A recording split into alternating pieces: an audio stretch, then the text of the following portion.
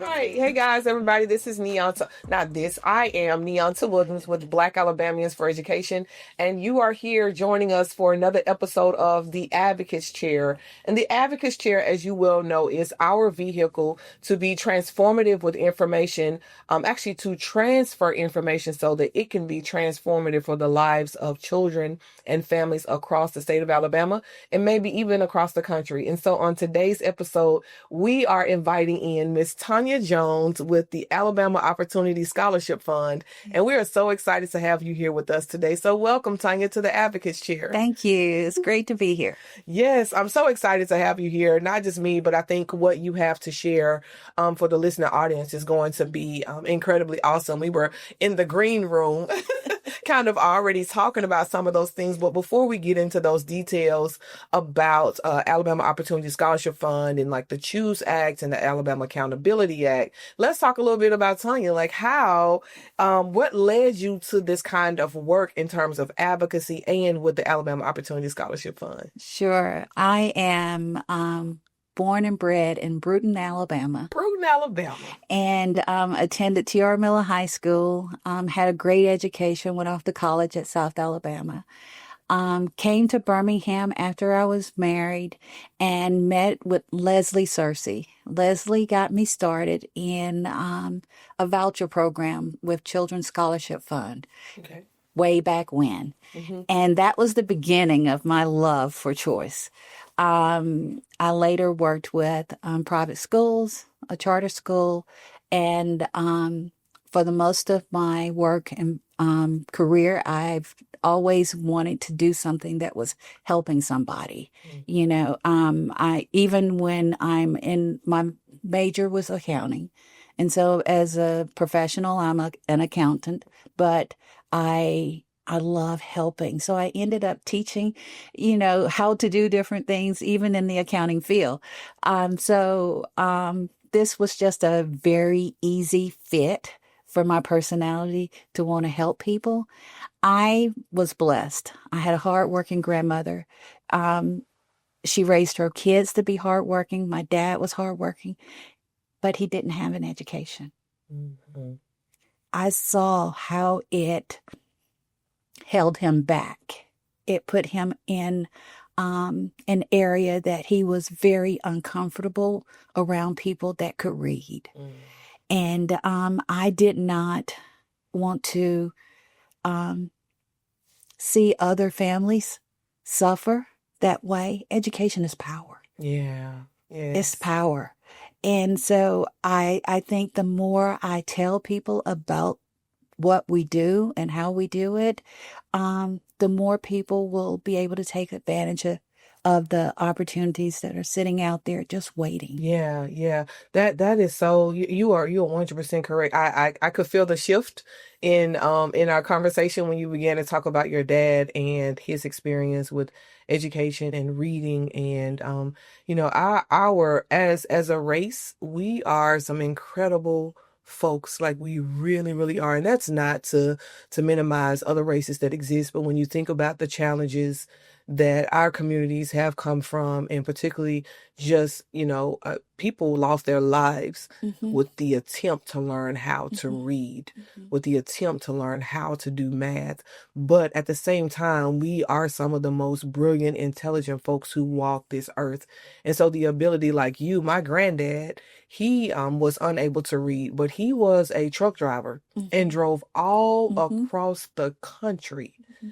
all over these United States without the ability to read. And so he taught himself how to read. Mm-hmm. And so that is so empowering. So when you think about, and when we think about in conversation, what that means from generations, two or three generations prior to where we are today, mm-hmm. it is just, it's hard. It's really hard to kind of identify words mm-hmm. to wrap around it, that even today we have to fight and advocate for mm-hmm.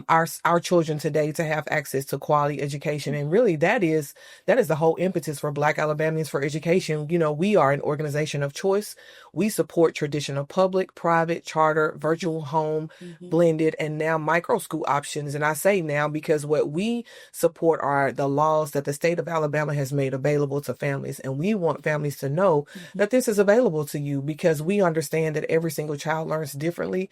And so, and parents deserve access to information so they can make the best decision for their children. So I appreciate that. And so, when we tap into our why, it's so easy to do the what. Yeah. It's so easy to do the what do you want me to do? When do you want me to do it? Exactly. And it really marries to how we do what we do. So that kind of leads me into another question I have for you. So, and you probably have already kind of answered this, but what keeps you committed to educational advocacy, even when the conversations are complex or even controversial? When I talk to a parent that tells me about their struggle with their child, there's one parent in particular that comes to mind out of Montgomery. She said that her child had never had a friend at school. And something as simple as that, because he was special needs. He was autistic, and he did not blend well with everybody. And for 3 years, she waited and applied and applied and applied until the fourth year she was actually awarded. And to see her face and hear her talk about her child who said, "Mom, can I call my friend?" And she's like, "You've got a friend? Oh, I'll call him for you." Wow. And it's that, when you talk to the parents and you see the impact that these types of programs can have, the opportunity for them to choose what works best for their child. Her child was in a public school, ended up in a private school. My nephew was in a public school, could not read, 4th grade, changed schools, public school. They recognized, oh my goodness, we know what his problem is. And he's excelling now. He's in public school. So it doesn't matter what school environment it is. It's just finding the right one. It's finding the right school. Yeah. I love this. I love your passion. This is so powerful. I hope for the people who are listening and watching into this, you are really epitomizing, as I said, the impetus of why we do what we do as an organization, but then why Alabama Opportunity Scholarship Fund exists and what you all do. And so I would before we go on a break, I would love for you to explain who is AOSF and who do you all serve? Okay. So AOSF stands for Alabama Opportunity Scholarship Fund. And we are an SGO that was developed out of the Alabama Accountability. I can't not talk. I got you. Alabama Accountability Act. In 2013. So we were established in 2013. And what we do is we provide scholarships through tax credits. Donors donate their tax credits to our organization. We use those funds to pay tuition and fees directly to the schools on behalf of the students that are awarded. Now, we have always been about choice. With the Alabama Accountability Act came the opportunity for non-priority schools. No, okay. So non-priority schools to apply for funds also, so that students could transfer into their schools, and we would pay the transfer fee. We were the only SGO that had public schools participating in our program from the very beginning. When you say priority school, are you referencing the failing schools? So just a quick note, for those again that are listening. So our priority schools. So prior to the Alabama Accountability Act, at the same time the Alabama Accountability Act was passed, the state of Alabama, prior to that, let's go back. Prior to that, there was what we call either a failing school or a non-failing school. And so in order to be eligible to receive the Alabama Accountability Act scholarship, and to your point, which afforded students to be able to go to either a public school or another private school, your school that you were actually attending or zoned to had to be a failing school. And if you were in a failing school, then you automatically qualified if you received free and reduced lunch for this scholarship to go to a school of your choice. And that school could be another public school or a private private school. So to fast forward that, what happened was the state of Alabama actually changed the name from failing school to a priority school. So, all right, you know what? I'm Neonta. That's a lot. That's a whole lot to drop off. And we're going to take a really quick break and come back. But I am sitting here with Miss Tonya Jones with Alabama Opportunity Scholarship Fund. And we are talking about all things opportunity for families and parents and students right here in the state of Alabama, right here on the Advocates Chair. We'll see you right back.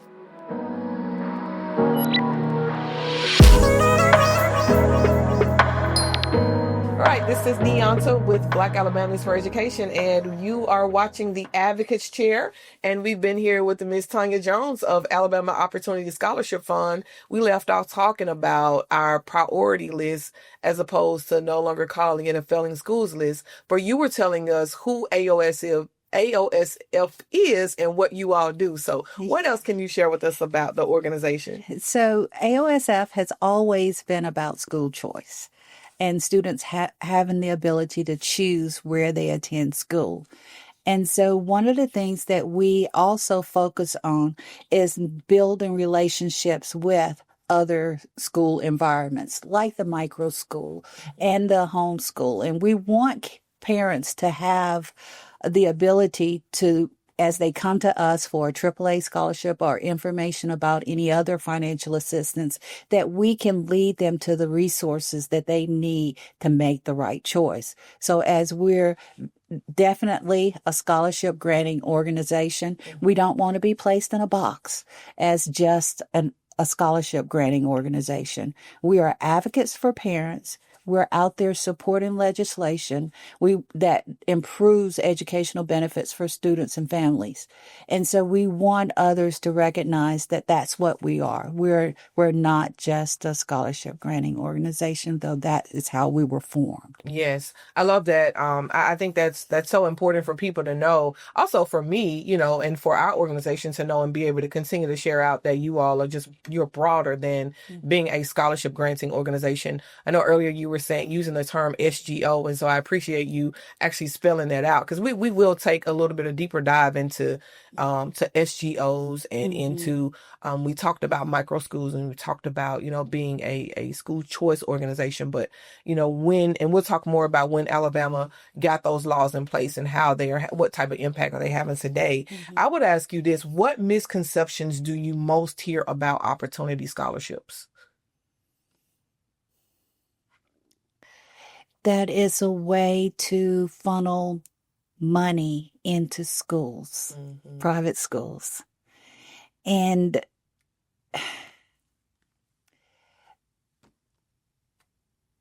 the majority of our students are Black students living in situations where the families cannot afford to pay for tuition for them to go to school. They may not necessarily be able to transfer to a different public school, so that's not working. They can't homeschool, don't have the ability. Can't do some of the other online learnings that are available, can't do any of those, but they can drive down the street to a private school and that child succeeds there, is in a better fit for them. And that's what's happened with the Alabama Accountability Act. It opened the doors for kids that would never be able to get a private school education to get one. And families not suffer the financial consequences of not having. With the Accountability Act, it allowed up to $10,000 to go toward tuition and fees. These funds are not paid to the parents. They're paid to the schools directly. The parents have to confirm that the students are still in school. And the fees are determined by the school. And all kids in that school have to pay the same fees. So it's not a set fee for scholarship kids and a set fee for non-scholarship kids. It's the same. And that's what the law requires, that it's the same for every student. So in that case, if I'm not receiving a scholarship and I'm attending that school, and paying those funds, then am I in the same situation as I'm funding the school? No, I'm there for an education. Right. And I've seen, coming from a private school environment, I've seen the impact that having a different setting can happen, can cause with a student that was not excelling in another environment, but now that he's in, or he or she is in this environment, is doing much better. I've seen a high school student come in reading on third grade level. This school was able to provide nonstop tutors every single day to sit with that student until they brought him up to level. He graduated high school and went off into the military. He was on his way somewhere else that was Yes. not good. Yes. And this was an opportunity for them to help him through this program. Yeah. So yeah, I say that that's the main misconception, is that is funding schools. Yeah. No, that is so good. I like how you just thoroughly broke that down. I've always personally been in, and I will always be, unless something happens. Typically there are life experiences that may cause us to change our opinions, which is really what causes people to get on the other side of wanting to support choice. I am not a fan of the term school choice, but I am a fan of being a parent choice advocate. And the reason why there's a difference for me is that oftentimes people will become married to a particular delivery style. So people want choice, and maybe they just want private school, or maybe they just want homeschool, or maybe they just want a charter school, or maybe they just want public school. And my position is, because those are delivery systems, but I believe parents should be able to choose where their child is receiving their educational experience from. And so they do need choice. Like you, I remember in my early stages of advocating in the community, working with BAO, the Black Alliance for Educational Options, which was a national nonprofit. My former colleague and I, we met a parent. In fact, she was a grandparent. And you remember, Krista, but this grandparent, her child was in a public school system, and her grandchild rather was in a public school system, and the grandchild was being bullied. And the grandmother had done everything that she could possibly do to work with that system, that particular school, to try to change, to address what her grandson was dealing with. His parents were deceased. There were so many things that she was trying to address. And so she was a homeowner. She sold her home and moved into public housing so that she could have the income. You remember that grandparent, so that she could have the income to pay for her child to go to a private school. So when you think about the sacrifices that parents are willing to make, and so, I think you and I would agree that receiving a quality education should not be based on your income. No. It should also not be based on your zip code. No. It should not be based on your race. It should just be based on the fact that you are interested in either exposing your child to the best quality K-12 education, and at the same time, if it's a poverty situation, breaking these cycles of poverty. Exactly. We have to do something, and the only way, and we all know the great equalizer, is through a quality education. So you've talked about the Alabama Accountability Act passing in 2013. Then in 2015, the state of Alabama passed the Alabama School Choice and Student Opportunity Act, which is also known as the charter school legislation. But we're in 2026, and just 2 years ago, we recently passed the Choose Act. And so I would love for you to talk a little bit about, or as much as you can, about what the Choose Act is for families and how families can take advantage of that. Right. So the Choose Act is an education savings account that's available for students. The amount that's in the account is $7,000 for students attending a school, a public school or private school, or $2,000 per student for homeschool, with a maximum of $4,000 for the household. Okay. So what it does, the Choose Act allowed $100 million to be set aside. There's no fundraising involved for it. There's no tax credit that you have to reserve like you do with the AAA. The funding is available. The Alabama Department of Revenue is overseeing the Choose Act, and it's an easy process for parents to apply upload their documents, and receive the award. Now, the funding for the Choose Act for the parent goes into that education savings accounts that's handled by Class Wallet. Class Wallet creates a wallet for that student. Each student has an individual wallet. So if you have multiple students in your family, you would have multiple wallets available for your students. From this, you can pay tuition and fees or other educational expenses. There's a huge list of what qualifies for educational expenses, and I think the list is being tweaked a little bit and growing a little bit. That some things were missing, but it's a whole realm of professional services or supplies or private school, public school. Any additional services that your student might need, whether special needs services or otherwise, counseling, tutoring. So all of those things are included. And that makes it different from what's available for the AAA, because AAA is only tuition and fees, and it does not include homeschool. Homeschool and any support services. Oh, Miss Tonya, girl, you just dropped a lot of nuggets. And it's time for us to take another quick break. But when we come back, I have a couple questions. So you keep your brain on that area, keep your brain in that vein, because I want to come back to ask you a couple questions around the Choose Act, because that is a lot of information our families definitely need. So grateful to have this brilliant lady sitting here with us, guys, today. Miss Tonya Jones with the Alabama Opportunity Scholarship Fund is here. She's dropping nuggets. I'm Neonta with Black Alabamians for Education, and this is the Advocates Chair, and we'll be right back.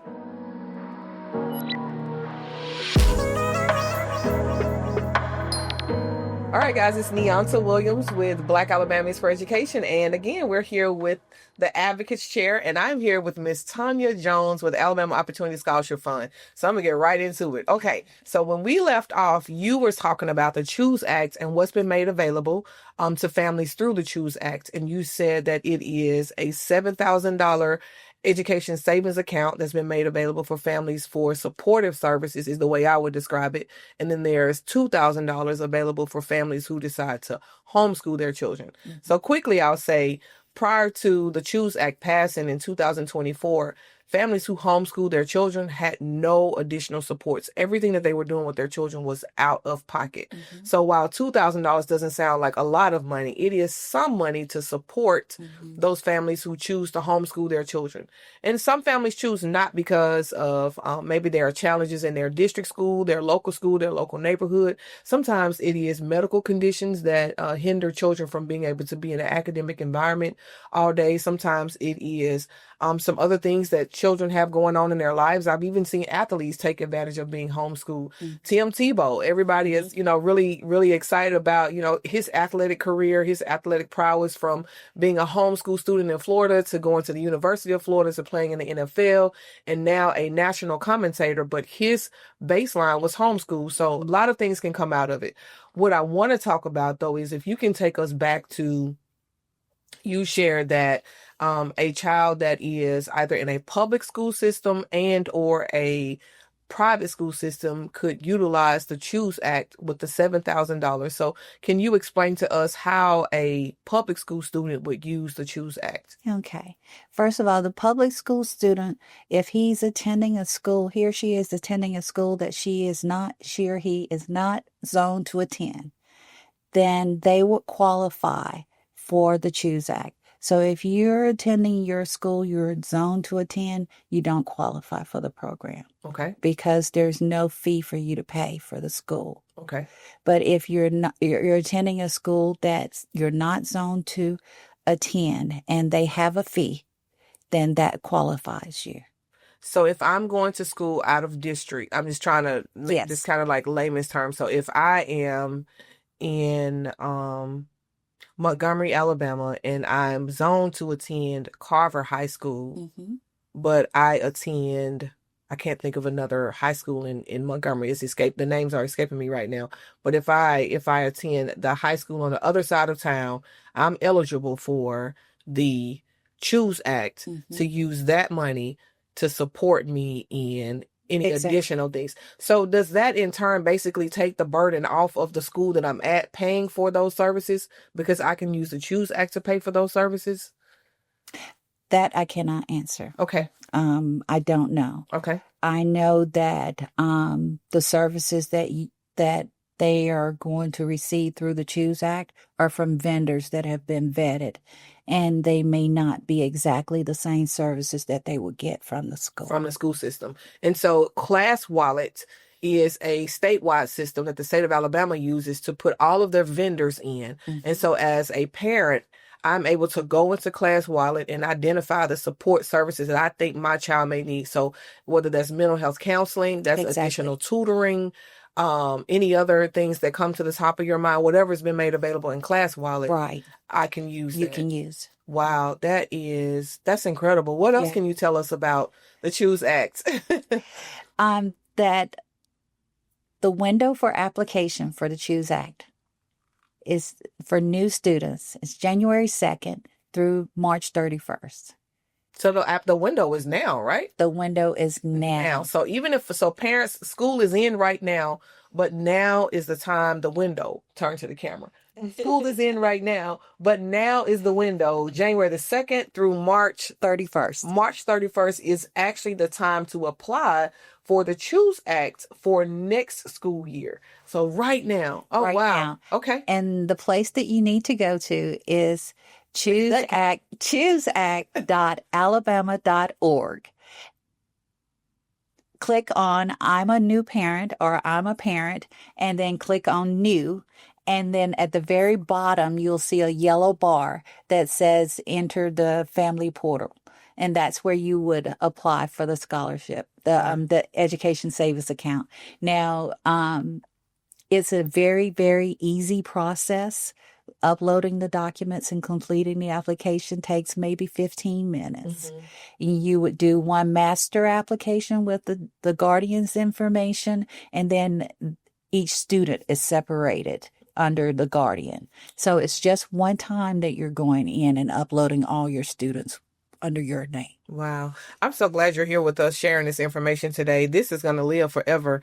Really appreciate your hard work, your dedication, and you being just kind of in the midst of all of this and then coming out to the community to share this information out so that families can learn about this. So the work that you all are doing at AOSF is absolutely awesome. Tell Andy we said thank you. We really appreciate him. I'll do that. I got another question for you. I want to talk about a little bit because, these resources are here, but then for the naysayers and even for people like myself who are concerned about accountability, like how does AOSF measure impact beyond the enrollment numbers? And I know you shared a couple of stories with us, but like how do you all measure impact? So with the Alabama Accountability Act, we're required to test every year. That's not a requirement with the Choose Act. But with the Alabama Accountability Act, those test results are sent to the state and compiled and reviewed and analyzed in order to determine the impact of the scholarship program.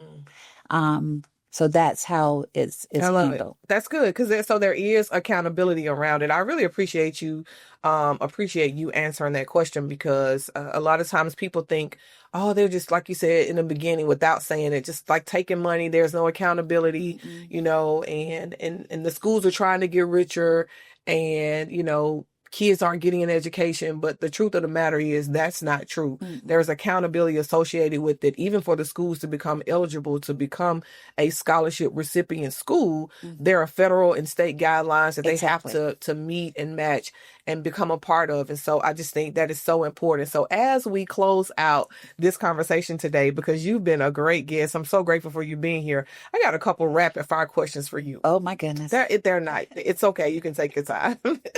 One word to describe today's education climate. Growing. Oh, I like that. One thing every parent should ask before choosing a school. Can I view the school before? Can I walk through? Can I see what's happening? Can I be present for a second? That's good. And to all my hard workers, and I know you're a very hard worker, so this question may make you think a little bit, but what do you do to relax, Miss Tonya? Okay. So everybody that knows me knows that I absolutely love Gulf fishing. Oh, And I ride a motorcycle, what? so I like riding. Okay. Um, I like doing home projects. I'm always changing something. And I do a little work for my church that I've enjoyed in the Yeah, past. that's So, good. I love that. I love that. I love that, because you have such passion about this work. You remind me so much of myself. And then we're thinking about, okay, now what do we do to just kind of take care of ourselves? So I love your smile, love your passion, love your work. I'm so grateful again for your presence here today with us on the Advocates Chair. And so I would like for you to turn to that camera and let the people know how they can get in touch with you. And if you need to spell it out, you can spell it out to make sure that they know how to follow up with you. So, sure. So you can reach me by phone at 205-518-7520 or by email at tjones, Jones, at ALOSF.org. That's probably the easiest way to reach me is probably by email. Sometimes the phone is a little busy, but I would love to talk to anybody that's interested in knowing more about either one of the programs. yeah, that's awesome. Guys, you heard her. That's Miss Tonya Jones with the Alabama Opportunity Scholarship Fund. I'm Neonta Williams with the Advocates Chair. And as always, cheers to the chair.